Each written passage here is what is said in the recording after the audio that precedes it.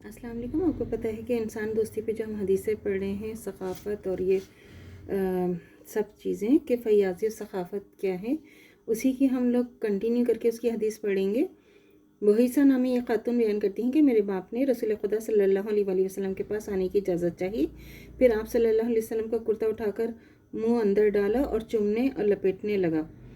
फिर अर्ज़ किया, या नबी सल्लल्लाहु अलैहि वसल्लम, अल्लाह की कौन सी शय है जिसको रोके रखना जायज़ नहीं? हज़रत सल्लल्लाहु अलैहि वसल्लम ने फरमाया कि पानी। उसने फिर कहा कि या नबी सल्लल्लाहु अलैहि वसल्लम, अल्लाह और उसके कौन सी शय है जिसको रोके रखना जायज़ नहीं? तो अब के आप सल्लल्लाहु अलैहि वसल्लम ने फरमाया कि नमक। इसने तीसरी बार कहा, या रसूलुल्लाह सल्लल्लाहु अलैहि वसल्लम, कौन सी शय है जिसको रोके रखना जायज़ नहीं? तब सल्लल्लाहु अलैहि वसल्लम ने फरमाया कि जितनी नेकी तू करे इसी कदर बेहतर है। ये अबू दाऊद की हदीस है। यानी पानी नमक रोकना तो किसी की सूरत दुरुस्त ही नहीं है। अगर किसी को ज़रूरत हो तो दे देना चाहिए। बाकी अगर दो चीज़ों को भी रोका जाए तो दूसरों को ज़रूरत पड़ने पर इन्हें दे देनी चाहिए तो ज़्यादा ही बेहतर होगा। हज़रत इब्न अब्बास रज़ियल्लाहु तआला अन्हा बयान करते हैं कि रसूल खुदा सल्लल्लाहु अलैहि वसल्लम ईद के दिन निकले और 2 रकातें अदा की। ना इन रकातों से पहले कोई नमाज़ पढ़ी ना बाद में। फिर आप सल्लल्लाहु अलैहि वसल्लम औरतों की तरफ मुतवज्जह हुए। हज़रत बिलाल रज़ियल्लाहु तआला अन्हु आप सल्लल्लाहु अलैहि वसल्लम के साथ थे। आपने औरतों को नसीहत की कि खैरात करने का हुक्म दिया और औरतें अपने कंगन अंगूठियाँ फेंकने लगीं तो इन्हें राह खर्च कर लिया जाए। सही बुखारी की हदीस है। अब जैसे ये तो हमने पढ़ लिया, अब ये क्या है, ऐप पोशी थोड़ा सा पढ़ लेते हैं। ऐप पोशी क्या है? किसी के, हम तो खैर बहुत ही अपने आप को इतना ज़्यादा काबिल समझते हैं किसी की बुराई बयान करके समझ के किसी को बताना और उसको उछालना।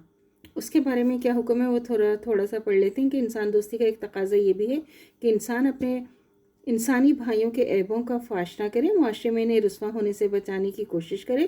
क्योंकि जब इंसान किसी के ऐब ज़ाहिर हो जाते हैं और वो मुआशरे में बदनाम हो जाते हैं तो फिर इस बात का ख़तरा पैदा होता है कि इसके दिल से झिझक निकल जाएगी, वो खुल्लम खुल्ला बुराइयाँ करने की तरफ माइल हो जाएगा।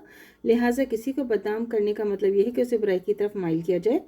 और किसी के ऐबों को ढांपने का मतलब ये होता है कि इंसान उस शख्स को इस बात में इमदाद दे रहा है कि वो नेकी, इज़्ज़त और नेकी की ज़िंदगी गुजारने की कोशिश करे। फिर एक और बात भी काबिल गौर है कि जिस माशरे में लोग दिलचस्पी ले लेकर एक दूसरे के बारे में बुरी बुरी बातें करें और इस माशरे में जिस तनासब से फहाश और गंदगी और गंदी बातों का चर्चा फैलता जाएगा, इस तनासब से माशरे के अफराद के दिलों में बुराई की शनाख्त का एहसास भी कम होता जाएगा और ये शय भी आखिरकार माशरे में बुराई फैलाने ही में मददगार साबित होगी।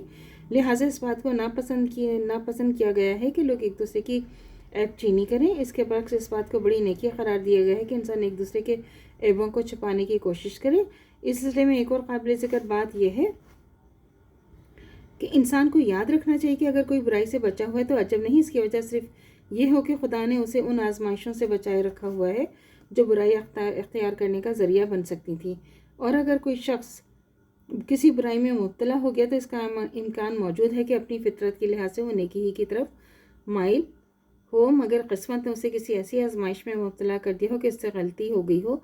मुख्तसर ये कि इंसान का दूसरे इंसान के ऐब ढांकने की कोशिश करना, इसकी शराफत इंसान दोस्ती खुदा तरसी की अलामत है। तो अल्लाह ताला से दुआ करनी चाहिए जो हमारे ईमान है मरते दम तक कायम दायम रहे, खात्मा बिल खैर ईमान पर हो।